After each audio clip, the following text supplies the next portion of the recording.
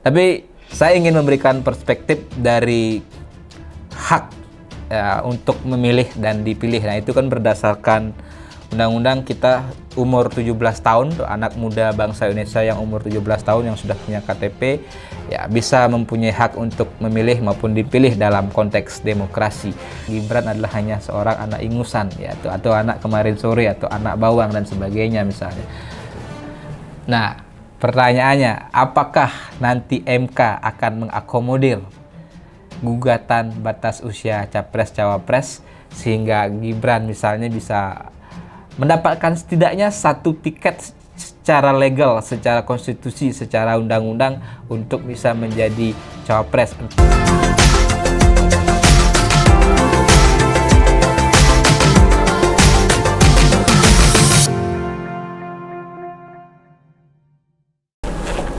Kembali lagi di channel YouTube Mr. Puisi Live di bawah naungan MGP Media. Ya, hari ini kita akan membahas kembali persoalan politik jelang pemilu 2024. Tapi sebelum itu, saya ingatkan jangan lupa untuk subscribe, like, dan komen konten-konten di channel YouTube Mr. Puisi Live. Oke, hari ini kita akan sedikit berbicara tentang yang juga menjadi hangat, yakni gugatan batas usia Capres-Cawapres yang dilayangkan ke Mahkamah Konstitusi, di mana saat ini sesuai dengan aturan Undang-Undang Pemilu nomor 7 tahun 2017 bahwa usia Capres-Cawapres itu minimal 40 tahun. Nah, ini dinilai juga menjadi ganjalan bagi tokoh-tokoh nasional, tokoh-tokoh muda yang berpotensi sebenarnya maju sebagai capres maupun cawapres di pemilu 2024. Tapi ada juga pihak-pihak yang mengatakan bahwa gugatan ke MK ini hanya untuk meloloskan Gibran, putra dari Presiden Jokowi yang saat ini menjadi wali kota Solo, untuk menjadi calon wakil presiden atau cawapres. Ya, bahkan disebut-sebut untuk memuluskan langkah Gibran menjadi cawapresnya Prabowo. Ya, apakah benar demikian? Tapi saya ingin memberikan perspektif dari hak untuk memilih dan dipilih. Nah, itu kan berdasarkan undang-undang kita umur 17 tahun, anak muda bangsa Indonesia yang umur 17 tahun yang sudah punya KTP ya bisa mempunyai hak untuk memilih maupun dipilih dalam konteks demokrasi. Jadi sebenarnya bisa kita pahami gugatan batas usia Capres dan Cawapres ke MK ini dari perspektif demokrasi, bahwa setiap warga negara yang berusia 17 tahun punya hak untuk memilih dan dipilih, bahkan termasuk dalam konteks sebenarnya sebagai capres maupun cawapres. Tapi tentu juga batasan usia 40 tahun ini sebelumnya yang diatur di Undang-Undang Pemilu sudah mungkin saja ada pertimbangan-pertimbangan baik secara yuridis, sosiologis maupun pertimbangan-pertimbangan psikologis maupun filosofis juga dikaitkan dengan kematangan seseorang untuk menjadi pemimpin, apalagi pemimpin di level nasional. Namun yang menarik sebenarnya adalah momentum ya, diajukannya gugatan terhadap batas usia Capres dan Cawapres ke MK ini. Momentumnya menjelang beberapa bulan menjelang pendaftaran Capres dan Cawapres ke KPU. Tentu ini menjadi pertanyaan, menjadi pergunjingan juga, apakah ini hanya sekedar dari kelompok-kelompok pendukung Jokowi atau ingin dari kelompok-kelompok yang ingin mendapatkan manfaat dari Jokowi atau dari lingkaran kekuasaan dengan misalnya melakukan gugatan ini dan mendorong-dorong Gibran sebagai calon wakil presiden atau cawapresnya Prabowo. Tentu kalau gugatan ini diasumsikan atau argumentasinya adalah untuk memberikan kesempatan kepada seluruh anak bangsa Indonesia untuk bisa menjadi calon pemimpin nasional tanpa harus terkendala umur 40 tahun, sepanjang mereka diyakini punya pengalaman, punya kemampuan, punya kapabilitas untuk menjadi capres atau cawapres, tentu bisa kita pahami kalau memang argumentasinya ini untuk kepentingan anak bangsa Indonesia. Tapi kalau ini hanya untuk kepentingan anak atau putra dari Jokowi, Pak Presiden kita, atau hanya untuk kepentingan meloloskan Gibran sebagai cawapres Prabowo atau siapapun yang cawapres yang lain misalnya. Nah, ini tentu yang sangat menjadi hal yang pragmatis.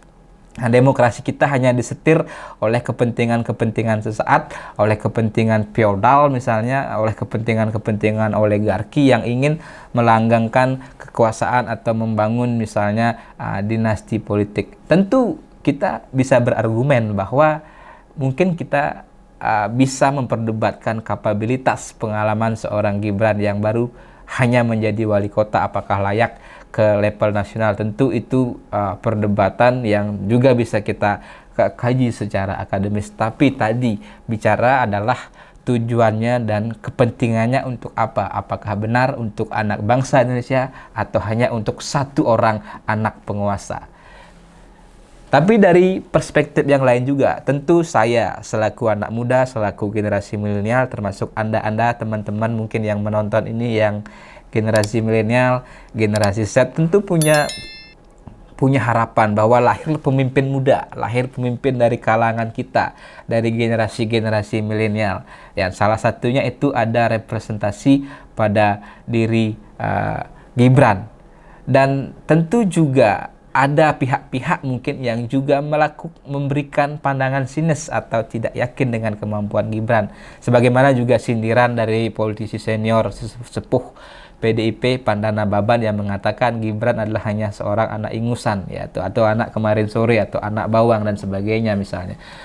Nah, mungkin itu ada benarnya perspektif itu jika pengalaman seseorang hanya diukur dari berapa lama dia menjabat sebagai pejabat publik atau kepala daerah atau jabatan-jabatan strategis di partai atau pemerintahan. Tapi kan indikatornya tidak tunggal, tidak hanya satu. Nah, dan tentu juga tidak bisa kita pungkiri atau tidak bisa ada yang membantah bahwa Indonesia ini butuh regenerasi kepemimpinan. Kita ini butuh pemimpin-pemimpin muda masa depan, pemimpin energik untuk membawa kapal besar Indonesia ini mengarungi berbagai gelombang tantangan baik di level regional maupun juga di level internasional. Dan tentu harus kita siapkan calon-calon pemimpin bangsa kita ke depan. Nah, pertanyaannya, apakah nanti MK akan mengakomodir gugatan batas usia capres-cawapres sehingga Gibran misalnya bisa mendapatkan setidaknya satu tiket secara legal, secara konstitusi, secara undang-undang untuk bisa menjadi cawapres. Entah itu nanti kan tentu perlu lobby-lobby dengan partai politik, dengan capres-capres yang ada sekarang. Tapi jika memang hanya kepentingan yang pragmatis meloloskan demi mengejar kekuasaan atau demi melanggengkan dinasti politik, itu yang kita tentang. Tapi secara esensi demokrasi, tadi setelah usia 17 tahun, kita warga negara punya hak dipilih dan punya hak dipilih. Dari spirit esensi demokrasi itu, tentu kita bisa sepakat bahwa perlu dikaji kembali batas usia capres-cawapres 40 tahun atau bisa diturunkan atau bisa seperti apa kajiannya diserahkan kepada nanti misalnya MK untuk menilai dan para perumus undang-undang. Dan menurut saya batasan usia capres itu masuk kategori open legal policy, artinya kebijakan yang masih bisa mungkin saja tidak melanggar konstitusi baik 40 ataupun di bawah 40 tahun, tapi itu adalah rasional logik pertimbangan dari penyusun undang-undang, dalam hal ini DPR bersama pemerintah. Jadi asumsi saya tentu MK pasti akan mempertimbangkan dengan baik, sebagaimana MK juga ketika memutus gugatan sistem pemilu proporsional terbuka, di mana penggugat menginginkan ada dikembalikan ke tertutup, tapi MK juga sudah memutus sistem pemilu 2024 tetap terbuka dengan rasionalitas, dengan argumentasi bahwa baik tertutup maupun terbuka sama-sama sesuai dengan konstitusi, tapi itu dikembalikan kepada perumus undang-undang, kepada pembuat undang-undang, dalam hal ini DPR dan pemerintah, sehingga dirumuskan dengan hati-hati. Kalaupun harus mengubah sistem tadi tertutup atau terbuka jauh-jauh hari dilakukan sebelum pemilu. Nah, mungkin ini sama juga dalam konteks usia capres-cawapres. Mungkin saja MK bisa mengabulkan, tapi mungkin tidak berlaku untuk 2024 atau mungkin baru berlaku 2029 atau mungkin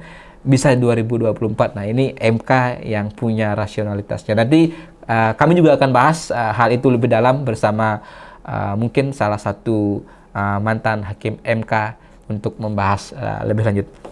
Ya, sekian dulu sementara analisa dari channel Mr. Puisi Live tentang apakah Gibran mungkin menjadi cawapres atau bisa maju di Pilpres 2024. Tentu gongnya sekarang ada di MK dengan tenggat waktu yang sangat singkat. Pendaftaran capres-cawapres mulai di pertengahan Oktober sampai 25 November.